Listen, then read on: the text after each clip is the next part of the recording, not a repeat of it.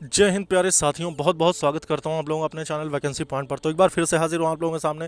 दोस्तों आज की वीडियो होने वाली है बहुत ही ज़्यादा खास इसलिए दोस्तों क्योंकि अभी तक जिन अभ्यर्थियों के मन में ये डाउट चल रहा है कि उनका चयन हो पाएगा या नहीं हो पाएगा, या फिर कितने नंबर वालों का ही चयन होगा, तो आज उसकी सही सटीक जानकारी लेकर और उन भर्तियों का भी मैं एग्जाम्पल लेकर आया हूँ जिसको आप देखकर सारी चीज़ें समझ पाएंगे। चाहे वो सिपाही भर्ती हो या लेखपाल, आने वाली भर्तियों में भी इसका नियम क्या अप्लाई होने वाला है, वो सारी की सारी चीज़ों की डिटेल आज मैं आप लोगों के सामने शेयर करने वाला हूं। तो दोस्तों अभी तक अगर आपने मेरी वीडियो को लाइक नहीं किया तो फटाफट वीडियो को लाइक कर देना, और चैनल से नहीं जुड़े हैं तो चैनल को सबसे पहले सब्सक्राइब करके बेल आइकन ज़रूर प्रेस कर लेना। दोस्तों आइए बात करते हैं कि यूपीएसआई भर्ती। जैसा कि आपको पता है कि यूपीएसआई भर्ती में स्कैम का मामला बहुत ही ज़्यादा गर्म हो चुका है, और इसका लेकर अब कोर्ट खुलते ही उसका कुछ ना कुछ तो प्रक्रिया कोर्ट की आगे बढ़ाई जाएगी। लेकिन उसके पहले ही मैं बता दूं कि सीएम योगी आदित्यनाथ ने जिस तरह से अपने बयान में इस बात को साफ किया है कि ये सारी की सारी प्रक्रियाओं में वो उपद्रवी तत्व हैं जिनका शामिल हो जाना ही मतलब बहुत ही बड़ा वो है कि अब वो इसमें कुछ ना कुछ अपने हिसाब से छल करना चाहते हैं या कुछ और करना चाहते हैं, भर्ती को रोकना चाहते हैं, मगर ऐसा होगा नहीं। तो इसलिए ये साफ साफ संकेत है, आपको ये समझना होगा। अब आप कहेंगे कि ये कहाँ कहाँ है, तो इसके लिए मैं आपको बता दूं कि आप लोग मेरे टेलीग्राम को ज्वाइन कर लीजिए। और टेलीग्राम पे मैंने ये वीडियो शेयर कर दी है जिसमें न्यूज़ W24 के साथ उन्होंने एक इंटरव्यू में इस बात को कही, जबकि उनसे यूपीएसआई भर्ती का लेकर पूछा गया तो उन्होंने इस भर्ती को जल्द से जल्द पूरी करने की बात कही है, और उसके बाद 1,37,000 अभ्यर्थियों के भर्तियों में पुलिस महकमे में शामिल होने की भी बात कही है। अब उसके बाद बात कर लेते हैं कि नॉर्मलाइजेशन सबसे बड़ा मुद्दा बनकर इस वजह से अभी उभरा है क्योंकि बहुत सारे अभ्यर्थी ऐसे हैं जिनका 90 प्लस होने के बाद उन्होंने एक उम्मीद लगाकर अपनी फिजिकल की तैयारी शुरू कर दी है, जिनको ये लगता है कि कट ऑफ कम जाएगी। दोस्तों कट ऑफ तो अभी कोई कह पाना बहुत ही मुश्किल है, क्योंकि इसमें बहुत सारे अभ्यर्थी ऐसे हैं जिनको 160 नंबर तक भी लेकर बैठे हुए हैं, और 150 प्लस तो पता नहीं कितने होंगे। अगर बात कर लें 140 प्लस तो वो भी पता नहीं कितने होंगे, और 120 130 तो मतलब अभ्यर्थियों की संख्या अभी एग्जैक्ट नहीं पता कि कितने नंबर से कितने अभ्यर्थी शामिल हुए हैं।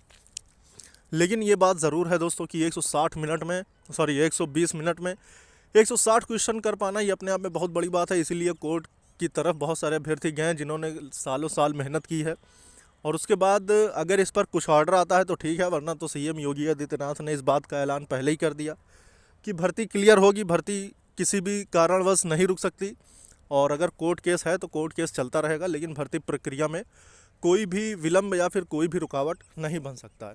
अगर इन्हीं सब बातों को ध्यान दिया जाए तो दोस्तों मैं आपको बता दूं 90 प्लस अभ्यर्थियों के लिए कि नॉर्मलाइजेशन तो सबका होना ही है, लेकिन जिस शिफ्ट को ज़्यादा टफ माना गया है उन्हीं का नॉर्मलाइजेशन सबसे ज़्यादा होगा।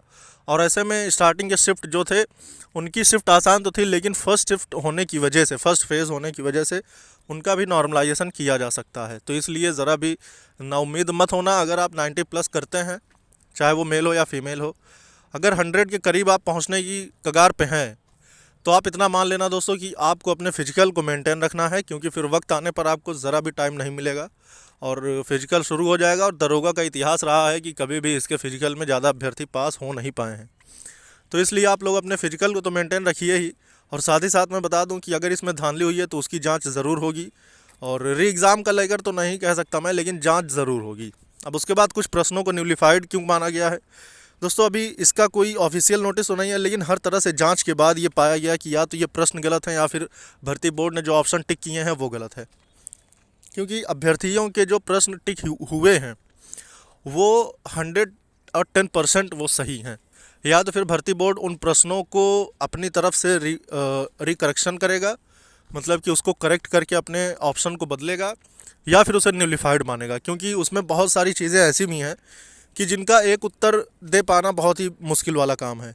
तो ये फाइनल आंसर के आने के बाद न्यूलिफाइड वाला पूरा सिस्टम समझ में आ जाएगा कि किन किन प्रश्नों को न्यूलिफाइड माना गया। लेकिन जबकि अगर बात कर लें तो किसी किसी शिफ्ट में 11 ऑब्जेक्शन हुए हैं, 14 ऑब्जेक्शन हुए हैं। तो ऐसे में मैक्सिमम अगर बात कर लेते हैं तो जिनमें से 7 क्वेश्चन ऐसे माने गए जिनको न्यूलिफाइड करार कर दिया जाएगा, और अगर ऐसा हुआ तो उनके कोई भी बेनिफिट्स ना स्टूडेंट को मिलने वाले ना भर्ती बोर्ड उसे ऐड करेगा।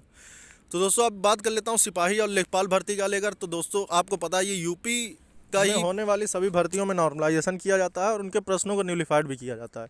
तो ये सारी की सारी चीज़ें आप इन भर्तियों में भी देख सकते हैं, इसलिए अपनी तैयारी को मजबूत रखिएगा और जो भी प्रश्न करिएगा उस पर एक अच्छी पकड़ बनाकर ही उन प्रश्नों के सही उत्तर देने की कोशिश कीजिए, क्योंकि पुलिस भर्ती में पिछली भर्तियों का सारा एनालिसिस आप देख चुके हैं और लेखपाल का भी देख चुके हैं।